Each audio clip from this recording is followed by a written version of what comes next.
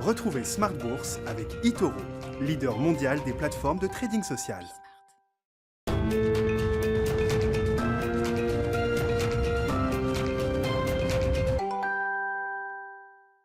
Et c'est reparti pour Smart Bourse, votre double dose quotidienne de marché en direct sur Bismart, chaque jour à la mi-journée, 12h30, 13h. Et le soir, la grande édition, le grand digest de l'information économique, financière et boursière pendant une heure à partir de 18h30. Au sommaire ce soir, des marchés européens qui terminent la journée en hausse, même si on peut se demander si ces indices européens n'atteignent pas un plafond, une première étape, on va dire, dans la reprise qu'on connaît depuis un an, puisque le CAC 40 a marqué, alors techniquement, un sommet depuis la fin de l'année 2000, cette année 2000, où le CAC 40, hors dividende, avait marqué son record absolu, au-delà des 6700 points de mémoire, au cours du mois d'octobre 2000. On est revenu à plus de 6170 points au cours de cette séance, avec un CAC qui gagne 0,6% à l'arrivée. Le résumé complet, ce sera dans un instant avec Nicolas Pagnès depuis la salle de marché de Bourse Direct. On peut noter que le segment du luxe en bourse se porte bien pour ceux qui s'en seraient inquiétés. On a vu plusieurs analystes aujourd'hui relever leurs recommandations ou leurs objectifs de cours sur les grandes valeurs françaises du luxe. Hermès a fini en tête ce soir. On notera L'Oréal également qui marque un nouveau plus haut historique. Et puis LVMH ou encore Kering qui étaient bien orientés au cours de cette séance. On parlera bien sûr des grands sujets du moment avec nos invités de Planète Marché. La question de la fiscalité avec ce game changer peut-être en formation. Les États-Unis sont prêts à revenir à la table des négociations de l'OCDE pour avancer sur un projet de fiscalité mondiale, d'impôt minimum mondial pour les grandes multinationales qui échapperaient encore un peu trop facilement à la taxation. C'est la nouveauté, on va dire, dans le grand jeu des marchés aujourd'hui. Et puis dans le dernier quart d'heure de Smart Bourse, on s'intéressera à l'ESG, la prise en compte des facteurs extra-financiers dans l'analyse qu'on fait aujourd'hui des entreprises. On parlera plus précisément ESG et réglementation. Dites-vous bien qu'au niveau mondial, la réglementation concernant les investissements ESG ou la responsabilité sociale et environnementale des entreprises a été multipliée par 2 au cours de ces 3 dernières années. On en parlera avec le responsable de la recherche ESG de Société Générale CIB qui sera avec nous à partir de 19h15 en plateau.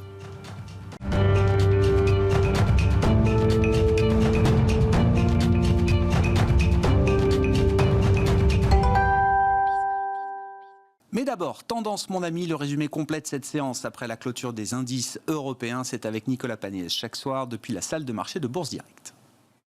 Clôture dans le vert ce soir pour le CAC 40. L'indice parisien gagne 0,57% à 6165 points, soit tout près de son pic de 2007 qui se situe à 6168 points. Les investisseurs parisiens qui ont vu la séance du jour rythmée par l'analyse des comptes rendus de politique monétaire des banques centrales de part et d'autre de l'Atlantique. La Fed tout d'abord a rendu ses minutes publiques hier soir, des minutes qui montrent que la Fed estime être encore loin d'avoir atteint ses objectifs malgré l'amélioration de l'économie américaine. Un constat qui laisse espérer aux investisseurs une politique inchangée de soutien à l'économie et donc aucun ralentissement du programme de rachat d'actifs de 120 milliards de dollars par mois à prévoir avant fin 2023 comme il s'était prévu initialement. En ce qui concerne les craintes en matière d'inflation, les minutes de la Fed montrent également que les gouverneurs considèrent les tensions inflationnistes comme largement équilibrées. La Fed qui reste par ailleurs sur sa ligne directrice en ce qui concerne les rendements obligataires, à savoir que ceux-ci ne font que refléter l'amélioration des perspectives économiques. En Europe, les investisseurs ont également pu prendre connaissance des minutes de la BCE. Celle-ci offre une vision différente. S'il est prévu et déjà annoncé que le montant des rachats d'actifs va s'intensifier au deuxième trimestre, les gouverneurs de la BCE n'excluent pas de réduire par la suite ces montants tout en restant au sein d'une même enveloppe globale du programme de rachat d'urgence face à la pandémie.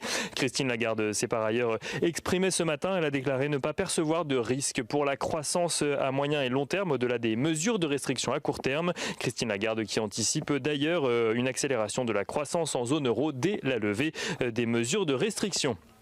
Du côté des statistiques, à présent qu'il fallait suivre aujourd'hui, on notera que les nouvelles inscriptions au chômage progressent cette semaine aux États-Unis, mais celles-ci sont à contrebalancer avec un nombre de chômeurs déjà inscrits qui diminue de son côté. En France, la balance commerciale s'établit à moins 5,25 milliards d'euros au mois de février, creusant un peu plus le déficit commercial après les moins 4,2 milliards d'euros du mois de janvier. Un déficit commercial qui s'explique par une réduction des exportations prévisions plus fortes que celles des importations donc sur le mois de février. Et du côté des valeurs à présent, on notera que Michelin tout d'abord a présenté son plan stratégique à ses investisseurs aujourd'hui. Le groupe de pneumatiques souhaite amorcer sa transformation et se tourner vers la fabrication de piles à hydrogène, mais aussi de biomatériaux, de colle nouvelle génération ou encore de procéder à l'impression 3D de pièces métalliques. Michelin qui anticipe que ces nouvelles activités représentent 30% de son activité globale d'ici à 10 ans. Des annonces qui n'ont pas convaincu les investisseurs apparemment, puisque Michelin perd environ 2,5% à la clôture du marché parisien ce soir.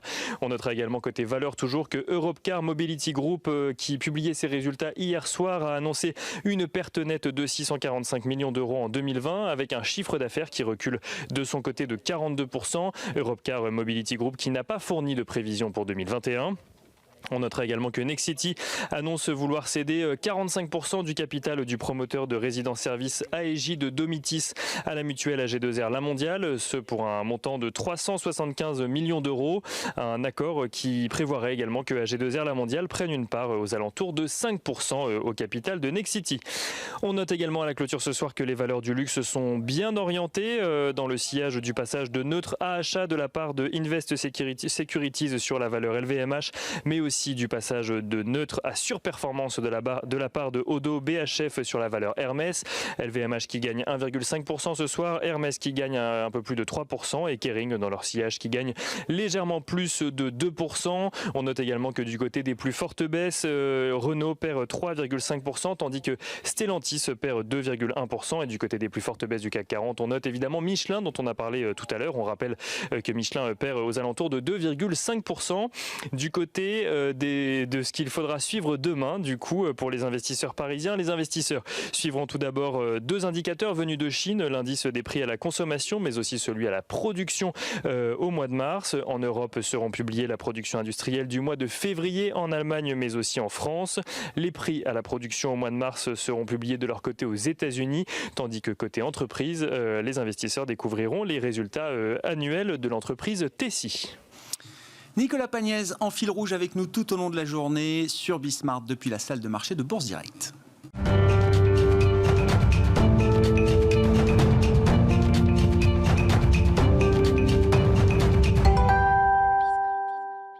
Trois invités avec nous chaque soir pour décrypter les mouvements de la planète marché. Zakaria Darwish est avec nous ce soir, gérant senior taux et crédit chez CPR Asset Management. Bonsoir et bienvenue Zakaria. Bonsoir. Stéphane Déo nous accompagne également. Bonsoir Stéphane, merci d'être là. Vous êtes le responsable de la stratégie d'Ostrom Asset Management. Et à distance avec nous en visioconférence, Yves Maillot est avec nous également ce soir. Bonsoir Yves, merci beaucoup de participer à Planète Marché ce soir. Vous êtes le président de YAM Capital. On va parler peut-être du gros sujet de la fiscalité avec le U-turn fiscal des États-Unis comme je l'appelle, mais un mot peut-être pour décrypter quand même la communication des grandes banques centrales entre deux séries de réunions de politique monétaire. On a ce qu'on appelle les minutes ou le compte-rendu des réunions précédentes. On a eu les minutes de la Fed hier, le compte-rendu de la BCE aujourd'hui. Si je résume, du côté de la Réserve fédérale américaine, on ne change rien à ce stade. On ne voit pas encore d'inflexion venir, même si le marché peut commencer à anticiper certains mouvements du côté de la Fed. La Fed, dans sa communication, reste droit dans ses bottes et dit que la patience doit perdurer dans cette stratégie de politique monétaire. 120 milliards d'achats d'obligations par mois, je le rappelle. Du côté de la Banque centrale européenne, comme si tout allait pour le mieux en zone euro, on est déjà en train d'évoquer la possibilité de réduire en partie, en tout cas, le soutien qui est apporté par la Banque centrale européenne. C'est écrit dans le compte-rendu aujourd'hui de la réunion des 10 du 11 mars dernier. Est-ce que tout va à ce point si bien en zone euro que la BCE puisse se permettre de communiquer déjà sur une réduction de son programme d'achat ? Stéphane ? Moi, je trouve que la communication n'est pas tellement surprenante. Ce qui m'a beaucoup surpris, c'est la communication le 11 mars, donc pendant la conférence de presse qui a suivi la décision. En fait, Christine Lagarde nous a dit on va augmenter le PEPP. Alors le PEPP, pour rappeler, c'est le QE qui a été créé spécifiquement pour la pandémie en mars l'année dernière. Ça a été créé pour être un instrument très très flexible. Elle nous a dit je m'engage à augmenter les achats pour un trimestre. C'est très bizarre. Vous avez un truc que vous pouvez bouger très rapidement et vous vous engagez, donc vous vous liez les mains avec des volumes plus importants sur un trimestre. Donc ça, c'est le premier point qui est très bizarre. Le deuxième point qui est très bizarre, c'est qu'il est dit explicitement dans les statuts que c'est le directoire, c'est-à-dire les 6 membres permanents de la BCE, qui décident des volumes du PEP. Pareil, pour avoir de la flexibilité, pour être réactif. Là, elle nous a dit, c'est le Conseil des gouverneurs, donc les 6 plus les 17 gouverneurs des banques centrales, qui a décidé. Donc c'est beaucoup plus lourd comme processus de décision. Donc c'est très bizarre, parce qu'on avait... Elle a même ajouté, je me permets Stéphane, on aime bien prendre ce genre de décision quand on a nos nouvelles projections économiques également. C'est-à-dire qu'il faudrait se mettre dans l'idée que c'est tous les 3 mois, à l'occasion d'un conseil des gouverneurs, que la BCE pourrait décider de la flexibilité à donner à son programme d'achat d'urgence pandémique. Effectivement, évidemment, elle a eu la question, donc dans 3 mois, vous allez faire vous allez de nouveau décider. Elle dit non, c'est pas du tout, on ne s'engage pas. Il est évident que les gens comme moi vont regarder avec un microscope dans 3 mois ce qui va se passer. Pourquoi est-ce qu'elle a fait ça ? Je pense que c'est un secret de polichinelle, mais qu'il y a des dissensions de plus en plus fortes au sein de la BCE. On a vu, pour ne pas le nommer, Klaas Knot, par exemple, le gouverneur de la Banque centrale des Pays-Bas, qui parle déjà de réduire le QE parce qu'on a une production qui est revenue au niveau pré-crise et donc on a effacé la crise, etc. etc. Et donc je pense qu'il y a des dissensions.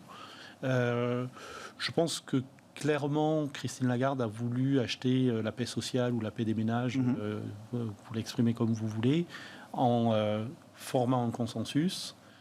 Ça lui permet d'avoir 3 mois pendant lesquels elle peut augmenter le QE, mais très clairement, après les 3 mois, il y a une vraie question.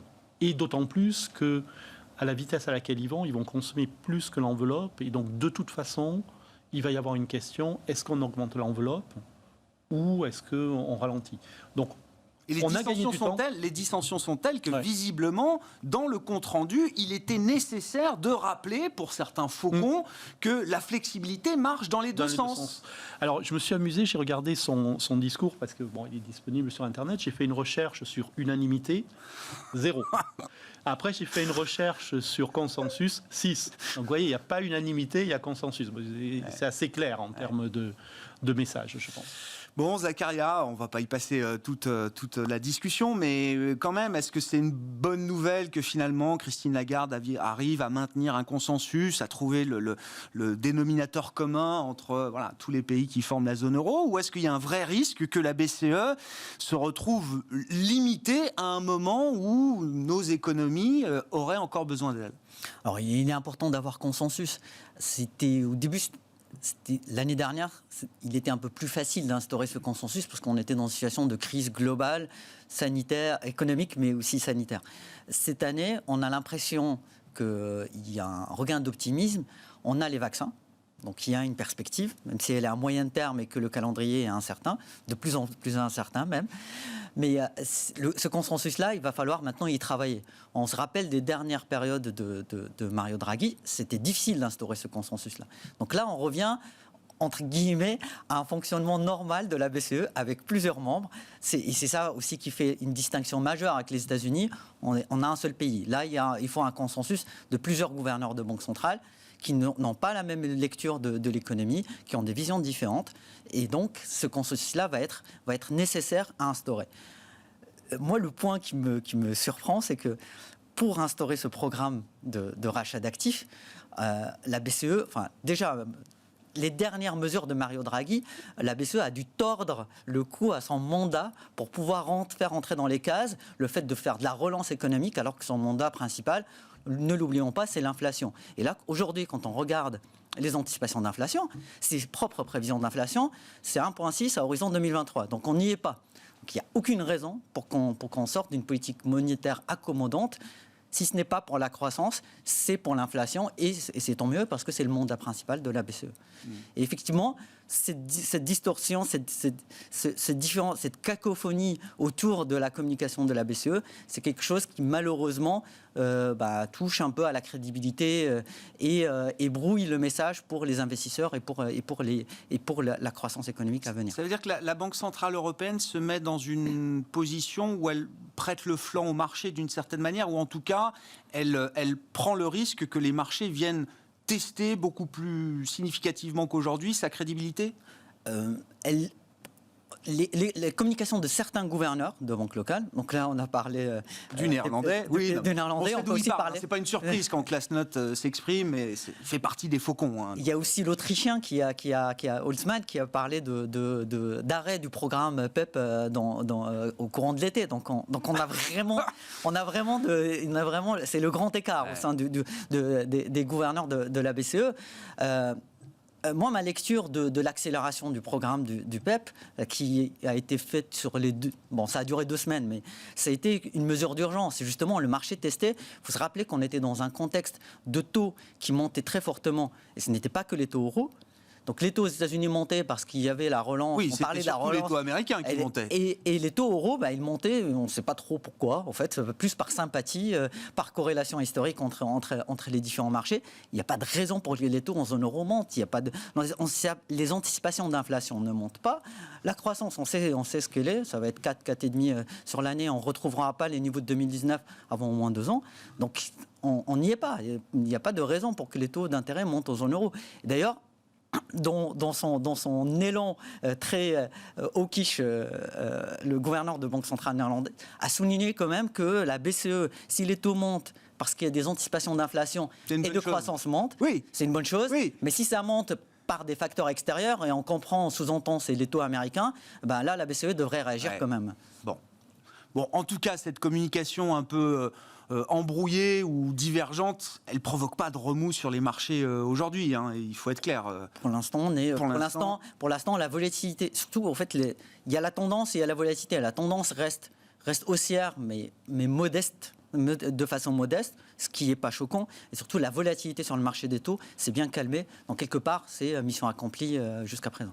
Yves Maillot, si vous voulez apporter quelques éléments sur cette discussion. Alors, on part des banques centrales, mais c'est vrai que voilà, on est un peu dans le jeu de la comparaison entre les perspectives américaines qui semblent très florissantes aujourd'hui et pas uniquement pour 2021, peut-être pour plusieurs années encore à venir, et une zone euro qui prend peut-être le risque de se montrer un peu trop complaisante avec l'effet de reprise qui arrivera un jour chez nous et qui baisse un peu la garde. Hein. On a vu aussi sur le plan politique Bruno Le Maire qui se dit deeply concerned, très inquiet de voir un plan de relance, un recovery fund européen qui va mettre forcément beaucoup de temps à être déployé. Qu'est-ce que cette situation vous inspire, Yves ? Oui, alors quand on compare ce qui se passe aux États-Unis et ce qui se passe en Europe, il faut quand même prendre des pincettes parce qu'on évolue dans des systèmes quand même très différents de part et d'autre de l'Atlantique. Si l'on compare le premier et le deuxième plan américain, il faut bien voir que les amortisseurs sociaux sont faibles, voire très faibles en Amérique, aux États-Unis, et qu'on a quelque part, en particulier dans un pays comme la France, quelque part avec le chômage partiel, etc., toutes ces mesures quelque part compense un peu ce plan de relance américain. Donc ce qu'il faut vraiment comparer effectivement, c'est la relance, le plan d'investissement d'infrastructures avec ce qu'on pourrait faire en Europe. Alors c'est vrai qu'on est 27 à décider et que 27, on l'a vu d'ailleurs, on vient de l'aborder sur le sujet monétaire, c'est toujours, au sein de la zone euro en tout cas, c'est toujours beaucoup plus compliqué. Ça c'est pour la partie relance. On sait que aussi l'économie européenne a beaucoup moins de flexibilité. Donc effectivement là on est dans une période où on pourra constater un peu ce retard à l'allumage.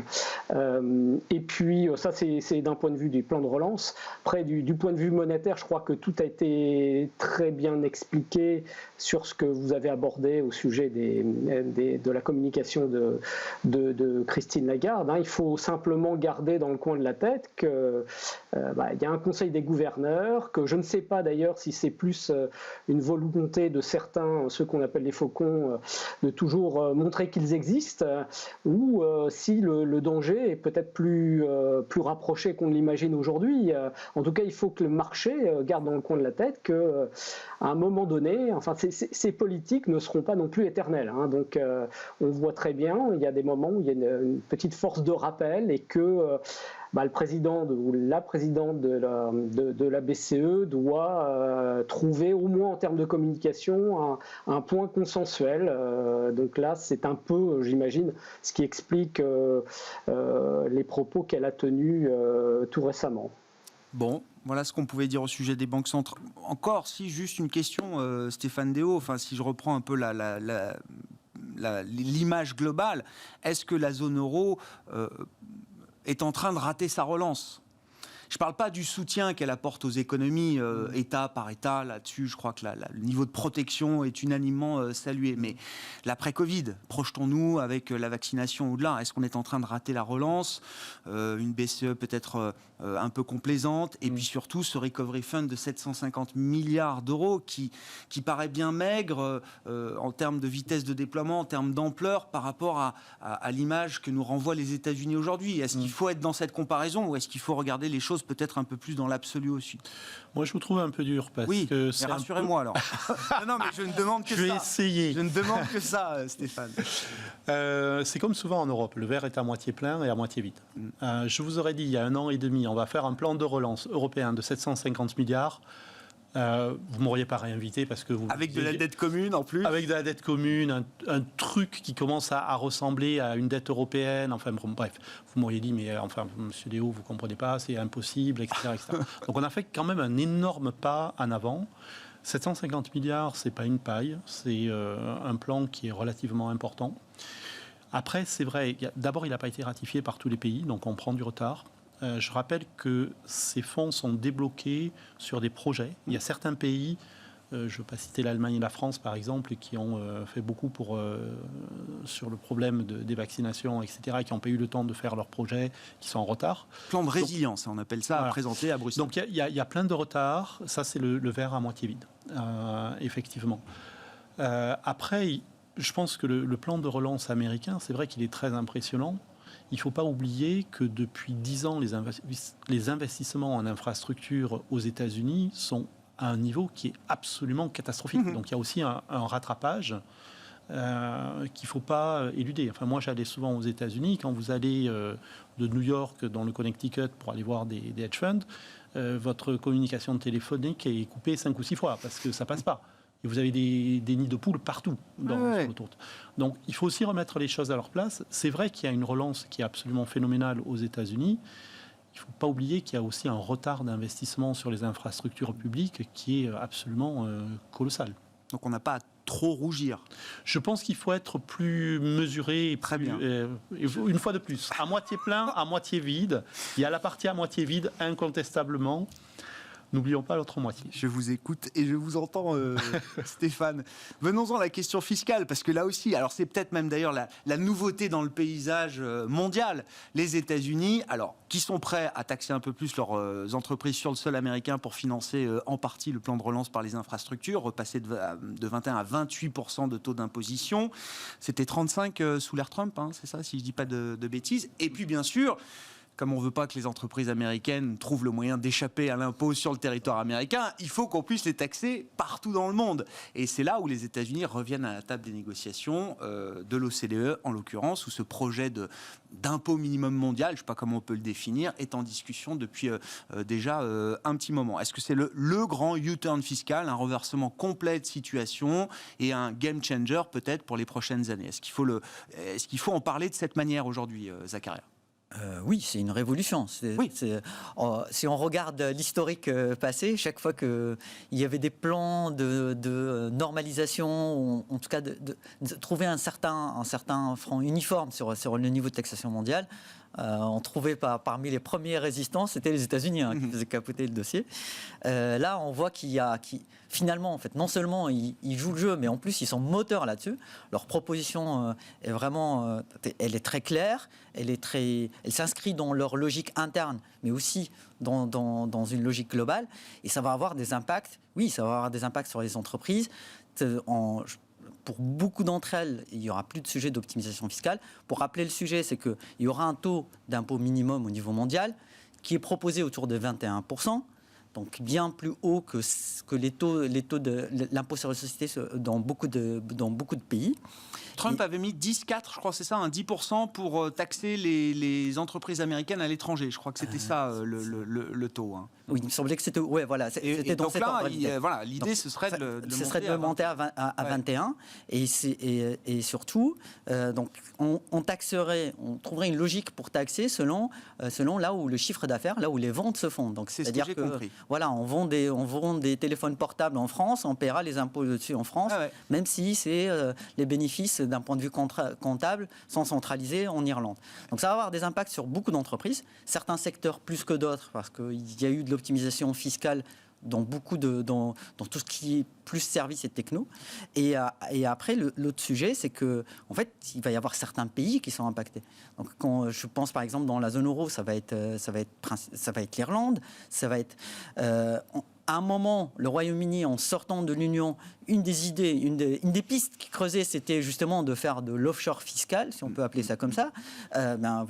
Si c'est 21% pour tout le monde, ça remet en question certains équilibres fiscaux pour des pays. Et ce sont des pays qui vont devoir trouver en fait un autre équilibre fiscal. Si on se place du point de vue des États, chaque État aura à y gagner de voir ces grandes multinationales taxées sur leur lieu de vente. Oui.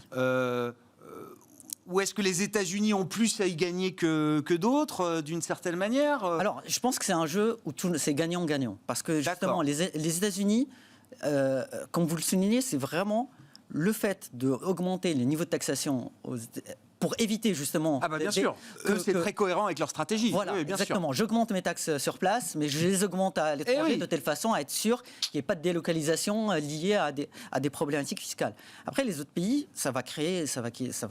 Finalement, en fait, on se retrouve dans un jeu de cours d'économie, c'est-à-dire je taxe plus et je dépense plus. Moi, je sais que quand je fais une ristourne fiscale, quand je donne une ristourne fiscale, une partie, si j'ai 100 euros de crédit d'impôt, j'en garde 30 sur mon compte et je dépense 70. Donc ça me fait une croissance de 70.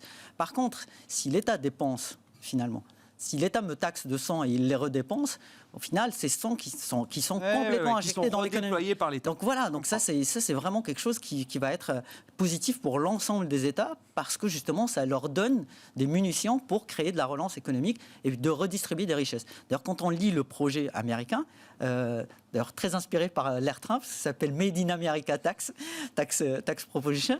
Même parti, il est encore là. Oui. C'est Comme quoi. Comme quoi. On voit que c'est aussi centré sur des politiques, ce qu'on appelle des social policies, sur des objectifs aussi d'ordre social, donc pour résoudre les sujets des inégalités, pour des sujets raciaux. Vraiment, il y a beaucoup. C'est beaucoup plus large que cela, et ça peut avoir un impact qui est beaucoup plus positif sur l'économie. Bon. Qu'est-ce que ça vous inspire comme réflexion, Stéphane, là, cette révolution, ce game changer qui est en train de naître, parce que j'imagine qu'au sein de l'OCDE, ça ne va pas se faire en quelques mois. Hein. Non, mais si effectivement c'est mis en place, c'est vraiment un game changer. Si vous voulez, en théorie économique, il y a une règle qui est assez simple, c'est que vous taxez ce qui ne bouge pas et vous taxez pas ce qui bouge. Pourquoi ? Parce que si j'augmente la TVA sur le café, vous n'allez pas demain matin aller prendre votre café à Bratislava. Donc vous allez payer la TVA. Par contre, si j'augmente l'impôt sur les sociétés, la société peut délocaliser. Et donc, depuis 20-30 ans, ce qu'on voit, c'est un effondrement dans tous les pays, des taux d'imposition sur les sociétés et une très forte progression de l'imposition indirecte, c'est-à-dire tout ce qui est TVA, des choses comme ça. Et ça, c'est vrai en Europe, c'est vrai aux États-Unis, c'est vrai dans le monde entier. La seule façon de casser cette logique-là, où vous faites du dumping fiscal, parce qu'en fait, vous mettez votre taux d'imposition un petit peu plus bas que votre voisin qui, lui, va l'abaisser. Donc, c'est l'échelle de perroquet. Ouais. Donc, ça fait 30 ans que ça dure. Le seul moyen, c'est de se mettre d'accord ou d'avoir un très gros pays. Il n'y en a qu'un qui vient en tête. Un très gros pays qui dit non, on ne joue plus comme ça, je change les règles du jeu. Moi, j'ai un taux d'imposition global et donc, on ne peut plus jouer avec cette échelle de perroquet. Donc, si effectivement c'est mis en place, c'est vraiment un game changer, comme vous le dites, et ça change un quart de siècle d'évolution fiscale. Il y a un gros pays qui joue pas le jeu et qui jouera pas le jeu, c'est la Chine. Oui. Est-ce que c'est gênant parce que la fiscalité, c'est aussi une arme de compétition entre pays, vous l'avez très bien rappelé. Est-ce que ça peut être perçu comme une faiblesse ou un affaiblissement d'entreprises multinationales occidentales, américaines, européennes face aux grands groupes chinois ? Non, je ne pense pas, parce que je pense que c'est effectivement gagnant-gagnant, en fait. Le problème, c'est que vous avez certaines industries qui peuvent délocaliser énormément. J'avais regardé pendant les baisses d'imposition décidées par l'administration Trump, le taux d'imposition effectif de certaines entreprises aux États-Unis, dans la tech pour ne pas les citer, était autour de 10%. Donc, en fait, la baisse d'imposition de Donald Trump n'était pas suffisante pour les rattraper encore bien sûr. À cause de leur optimisation fiscale. Donc, si vous voulez, on arrive à des aberrations, je pense, et à des distorsions de compétition qui n'étaient pas normales. Yves Maillot, fin de la compétition fiscale mondiale à outrance, qu'est-ce que ça vous inspire ? Et puis moi je veux quand même bien qu'on parle de l'impact boursier, parce que pour l'instant on a un peu éludé le sujet, mais on se souvient quand Trump baisse la taxation des entreprises américaines, là on parle sur le sol américain, ça a été quand même visiblement un catalyseur énorme pour la bourse, très mécanique, puisque ça veut dire plus de bénéfices par action pour les entreprises américaines. Bon, qu'en est-il quand on remonte le taux d'imposition des sociétés ? Est-ce que ça veut dire qu'il y a des ajustements boursiers à attendre de ce point de vue-là, Yves ? C'est aussi potentiellement un élément très important pour le marché action, effectivement, puisque les deux secteurs les plus concernés, les entreprises les plus concernées, qui sont des entreprises de très grande taille, concernent le secteur de la technologie, les GAFAM et puis les groupes pharmaceutiques.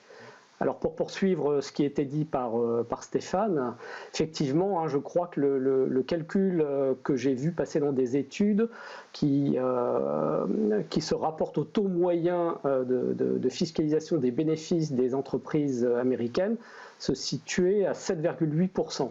Donc on est effectivement sur des niveaux très très bas qui intègrent le fait qu'une grande partie des revenus, donc des bénéfices, de ces grandes multinationales américaines sont réalisés essentiellement à l'extérieur des États-Unis, et qu'effectivement on arrive dans une situation qui perdure depuis plus de 25 ans et qui a donné une baisse constante du taux moyen d'imposition sur les bénéfices au plus grand bénéfice de la bourse et des actionnaires, puisqu'une partie des bénéfices a ensuite été utilisé par les grands groupes américains pour déclencher des programmes de buyback, de rachat d'actions, qui eux-mêmes ont provoqué ou ont accéléré la performance des valeurs boursières. Donc effectivement, c'est un élément très important qui correspond peut-être, il faut que tout ça soit validé par le Congrès, évidemment, à un tournant important dans la politique économique et avec ses effets qu'on pourrait constater sur la bourse. À cet égard, d'ailleurs, on fait souvent des rapprochements avec le New Deal à l'époque de Roosevelt. Et effectivement, on a eu à l'époque des grandes incitations, des grands plans de relance, et puis une fiscalisation des profits. Il ne faut pas oublier qu'entre les années 30 et 60, le taux moyen marginal, en tout cas, d'imposition des bénéfices des sociétés américaines est monté à plus de 70%. Il a même ponctuellement été supérieur à 90%. Et donc on reviendrait dans des grandes périodes de politique ultra-keynésienne, ultra-interventionniste. Enfin bref, après ce qu'on a connu, c'est effectivement un grand changement. Si tout ça devait passer en tant que tel, encore une fois, il faut être prudent. Pour l'instant, ça n'a en tout cas, pas, terni le comportement des actions américaines à Wall Street. Gardez la parole, Yves, parce qu'on parle régulièrement avec vous de l'actualité des crypto-monnaies et des monnaies numériques, des monnaies digitales. Je ne sais pas ce qui vous intéresse particulièrement dans l'actualité dans ce domaine récente. Moi, je note que Pékin a donc, ça y est, lancé son yuan numérique. Yves, ça fait un moment qu'on en parle avec vous. à quoi ce yuan numérique peut-il servir quand on est un pouvoir comme Pékin assez autoritaire, voire totalitaire. J'ai lu pas mal de choses intéressantes. J'ai lu notamment que Pékin testait des dates d'expiration à travers ce yuan numérique, comme des bons d'achat avec la date limite. On en a beaucoup parlé quand on évoquait la théorie de l'hélicoptère-monnaie. Et c'est vrai que quand tout est digital, c'est beaucoup plus facile à stamper, à mettre une date dessus. Et donc, ça pourrait être un outil de relance au moment où l'économie chinoise en aurait besoin. J'ai trouvé ça très intéressant. Oui, c'est d'ailleurs pas une idée qui est tout à fait nouvelle et qui n'est pas propre aux Chinois, parce que le fait de créer des bons de consommation à échéance pour relancer, puisqu'on voit bien que les plans de la création monétaire dans un certain nombre de pays comme l'Europe n'a abouti finalement qu'à gonfler le prix des actifs et assez peu se répercuter sur la consommation. Donc de créer de l'argent qui finalement à une échéance de dépenses, c'est quelque chose qui peut revitaliser la conjoncture économique, au moins à court terme, la demande, et contrecarrer cette rétention d'argent et qui aboutit à des augmentations assez significatives des taux d'épargne. Donc la Chine, elle est effectivement, elle achève des phases de test de la création de son yuan numérique qui, pour l'effet d'affichage, devrait voir le jour un peu avant le démarrage des Jeux Olympiques d'hiver début 2022. Donc on se rapproche vraiment de cette échéance. Et actuellement, Pékin finalise des phases de test dans quelques grandes zones urbaines chinoises comme Shenzhen, Suzhou, Pékin, avec effectivement des tests aussi. On donne de l'argent, du yuan numérique, donc dans des comptes, des wallets auprès des consommateurs chinois. Ils ont une échéance pour dépenser cet argent numérique. Voilà, donc si je prends un petit peu de hauteur par rapport à ce sujet, je relierai quand même ce futur yuan numérique avec le sujet qu'on a abordé juste avant concernant la fiscalité, l'évolution de la fiscalité aux États-Unis, parce qu'on voit bien qu'il y a deux mondes qui sont maintenant vraiment fracturés entre le monde américain avec le dollar d'un côté et puis une tentative d'imposer finalement des taux moyens de fiscalité à l'ensemble du monde dollar, et puis une Chine avec quelques autres pays dans la Grande Asie, et puis il faut rajouter la Russie et quelques autres pays qui veulent eux fonctionner en dehors de la zone dollar avec des règles propres. Et effectivement, la naissance du yuan numérique pour Pékin, c'est quelque chose qui a plusieurs ressorts. Le premier étant de montrer que la Chine va pouvoir être leader technologique aussi sur les monnaies digitales, la blockchain. C'est aussi donc un moyen de donner de la crédibilité en étant leader dans ce domaine, essayer de gagner de la crédibilité sur la monnaie chinoise, là aussi de façon à s'affranchir de la zone dollar et de la prépondérance américaine. Tout ça inclus dans un système qui, contrairement aux monnaies privées numériques comme le Bitcoin, et sera une monnaie numérique souveraine. Donc il s'agit vraiment d'une monnaie de banque centrale qu'on va pouvoir contrôler efficacement, contrôler les flux de capitaux. Donc il y a aussi un aspect de contrôle. Je crois qu'une fois qu'on a évoqué ces 3 points, on voit bien les objectifs que sont assignés les Chinois dans le cadre de ce projet qui arrive presque à son terme maintenant. Comment vous regardez ça, le yuan numérique déjà, et Yves l'explique très bien à chaque fois, il y a une différence entre les monnaies numériques privées et les monnaies numériques banque centrale. Là, dans un pays avec un pouvoir comme Pékin, c'est une forme quand même de contrôle monétaire total désormais qui se met en place. Oui, moi je pense que c'est quelque chose d'extrêmement important. En termes de politique monétaire, Yves en parlait, il y a cette idée d'avoir une date de péremption qui n'est pas nouvelle. On a vu ça... On a vu des bons en Allemagne, par exemple, dans l'entre-deux-guerres, etc. Et là, ça peut se faire. Entre parenthèses, si vous avez une monnaie électronique avec la BCE, elle portera un taux d'intérêt de moins 0,5. Donc vous avez de toute façon une pénalité. Une incitation à la dépenser le plus vite possible. Mais c'est intéressant parce que ça veut dire que vous avez des mécanismes de transmission de la politique monétaire qui deviennent beaucoup plus fins, beaucoup plus précis.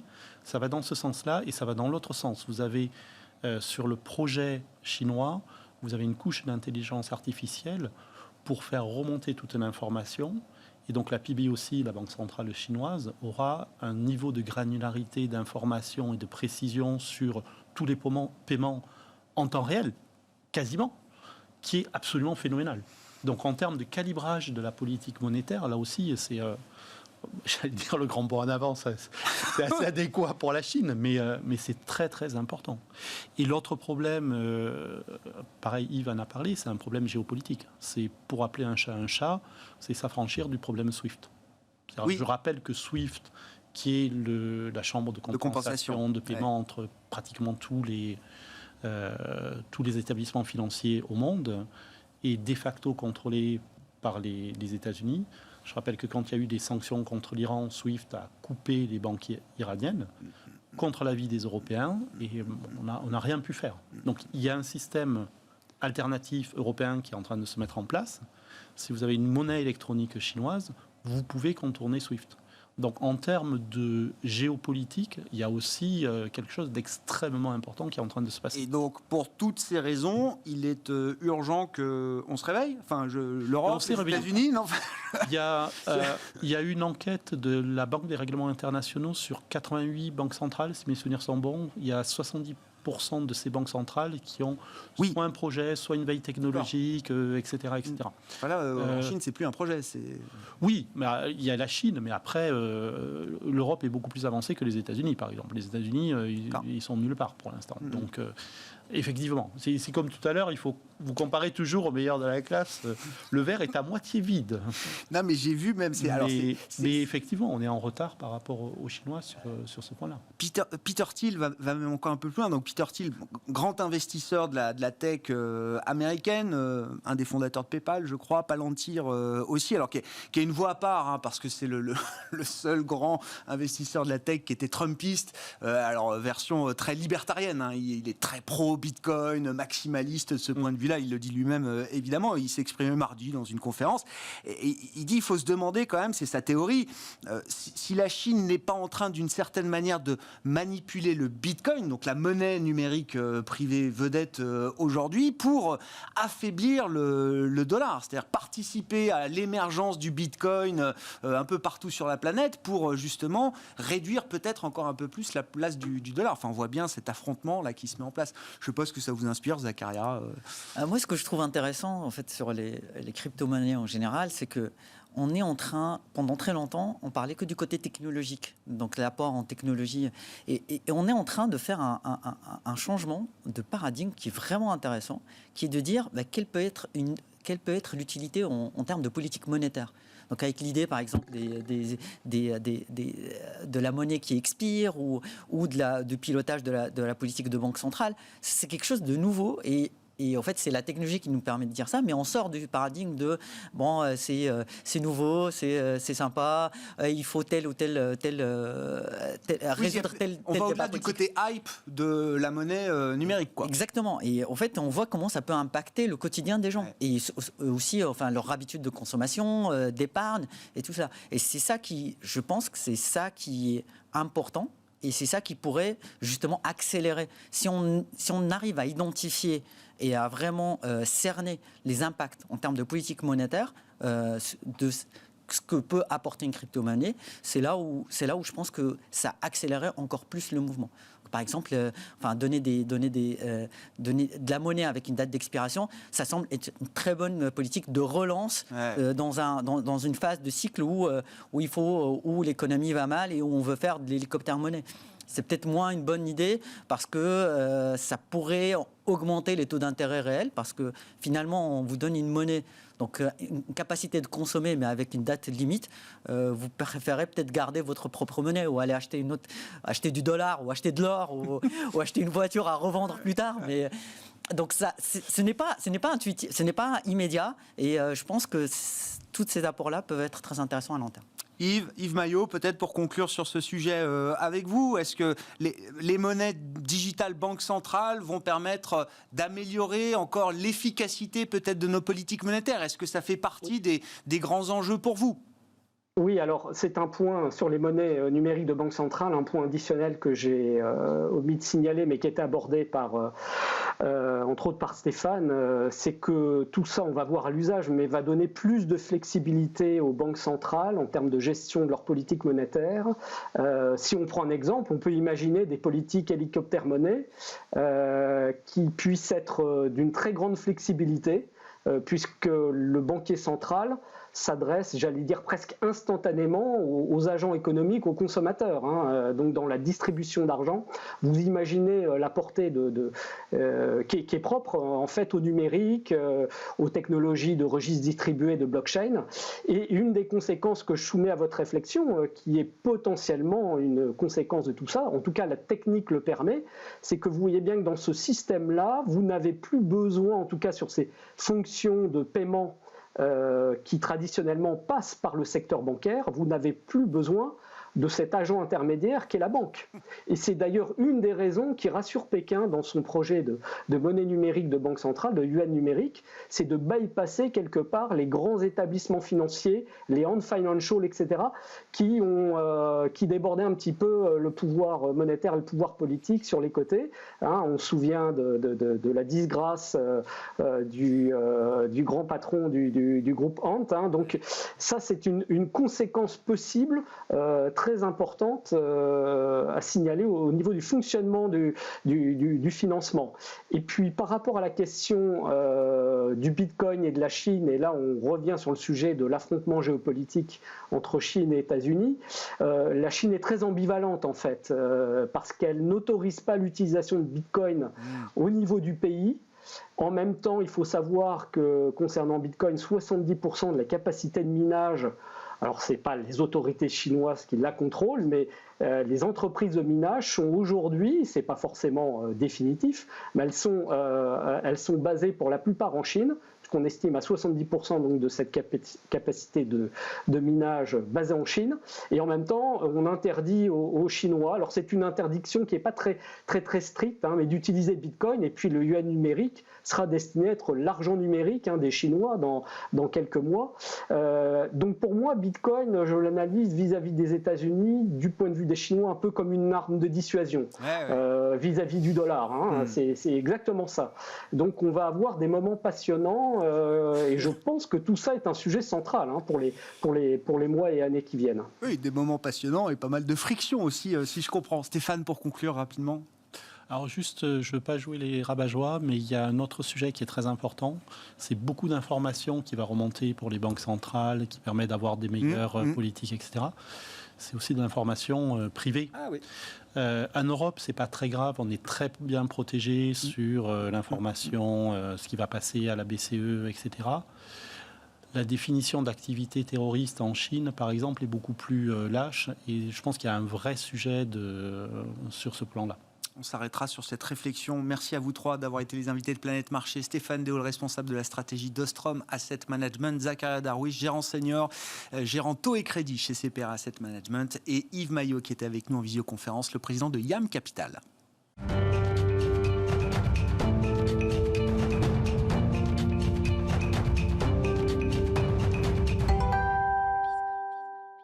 Le dernier quart d'heure de Smart Bourse, chaque soir, c'est le quart d'heure thématique. Le thème du jour, c'est l'ESG, et plus précisément, l'ESG et la réglementation. Et c'est un spécialiste avec nous en plateau pour en parler, Yannick Waknin, que j'accueille. Bonsoir et bienvenue, Yannick. Merci d'être là. Vous êtes responsable de la recherche ESG pour Société Générale CIB. C'est le chiffre que vous m'avez apporté quand on a réfléchi à cet entretien. Et je veux qu'on parle de ce haut niveau quantitatif, le nombre de réglementations liées à l'ESG, donc je le rappelle d'un mot, la prise en compte des facteurs extra-financiers, environnement, social et gouvernance.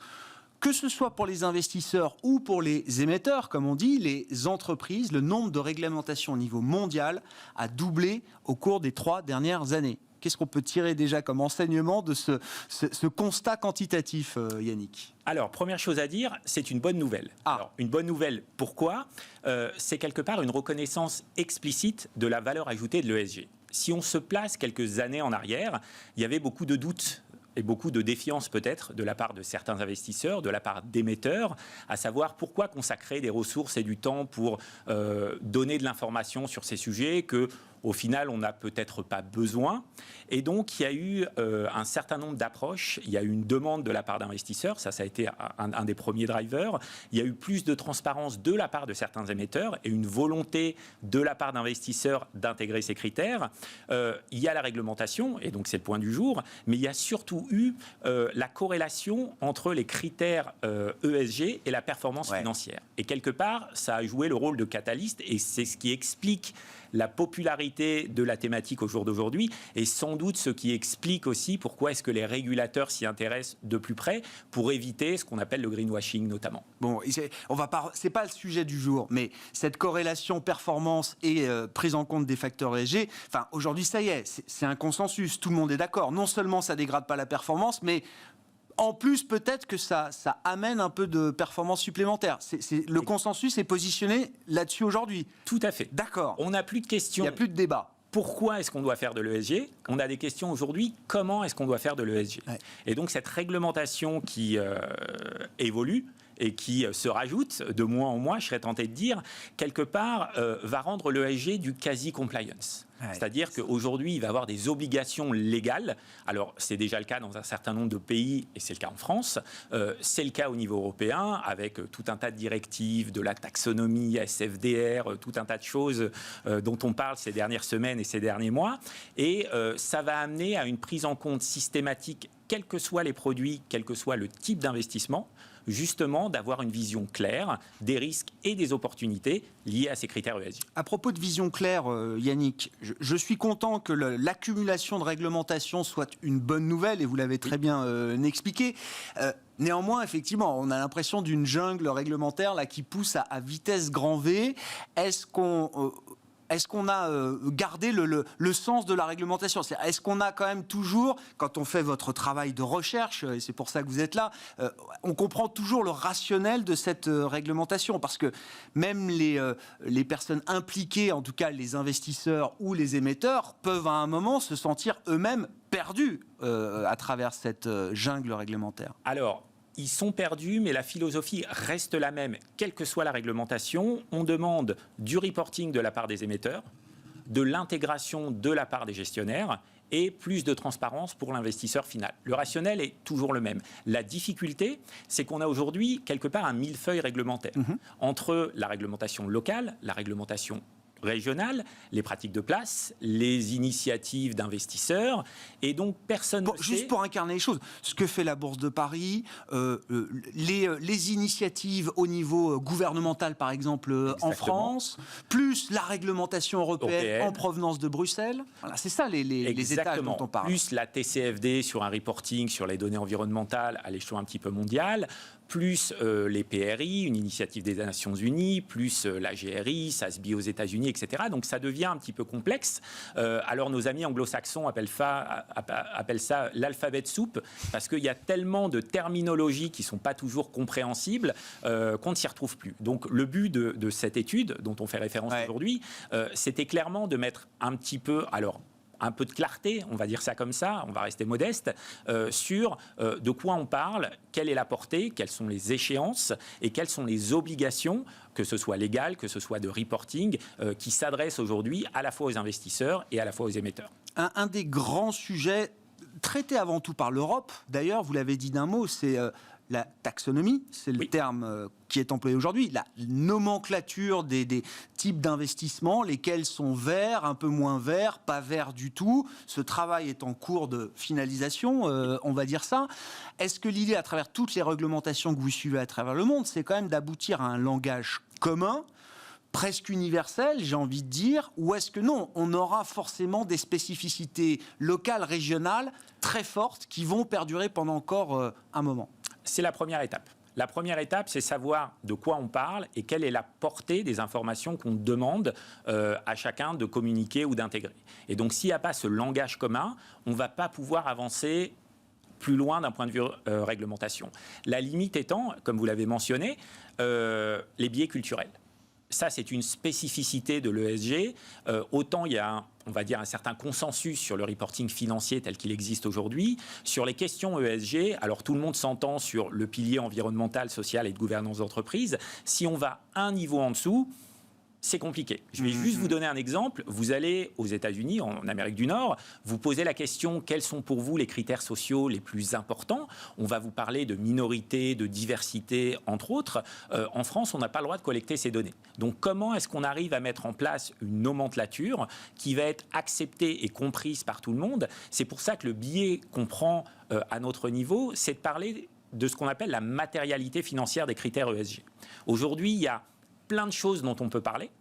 On peut parler de philanthropie, par exemple, de la part des émetteurs. Alors, ce que j'ai l'habitude de dire aux entreprises, c'est que la philanthropie, c'est super, mais c'est ce qu'on fait le soir et le week-end si on a du temps et de l'argent. C'est pas là-dessus, quelque part, où l'entreprise est attendue de la part des investisseurs et de la part des analystes financiers aussi, d'ailleurs. Donc, on essaie d'être un petit peu plus précis et de tracer une relation de cause à effet entre le critère auquel on fait référence et l'impact positif ou négatif que ça peut avoir. Et c'est en mettant en place ce type de langage qu'on arrive à avoir un dialogue constructif avec les régulateurs, avec les investisseurs et avec toutes les autres parties prenantes d'ailleurs. Bon, et je reviens sur votre point de départ, Yannick, pour conclure.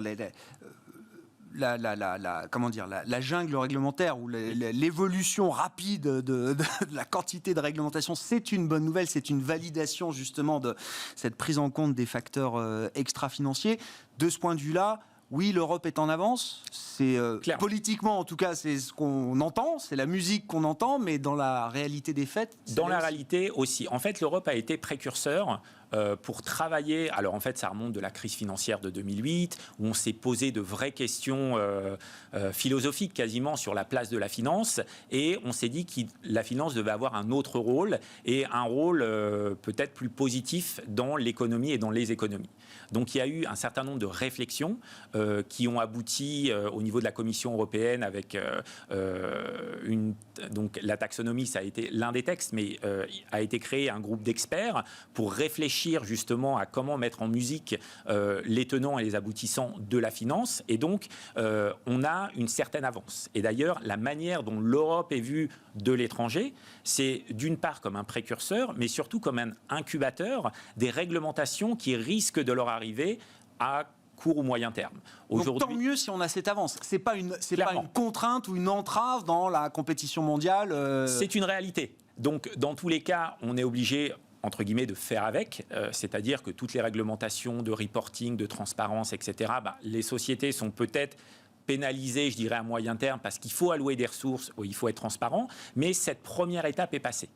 Et donc aujourd'hui, la manière dont est perçu l'espace européen est clairement leader d'un point de vue compréhension et d'un point de vue implémentation au niveau des investisseurs, au niveau des émetteurs, de ce qui doit se passer côté ESG.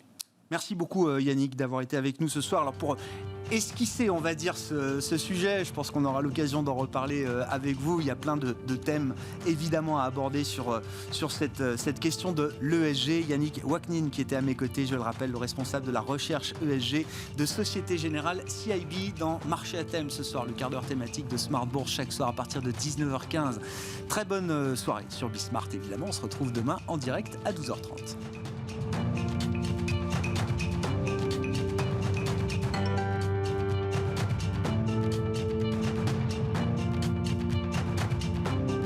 C'était Smart Bourse avec eToro, leader mondial des plateformes de trading social.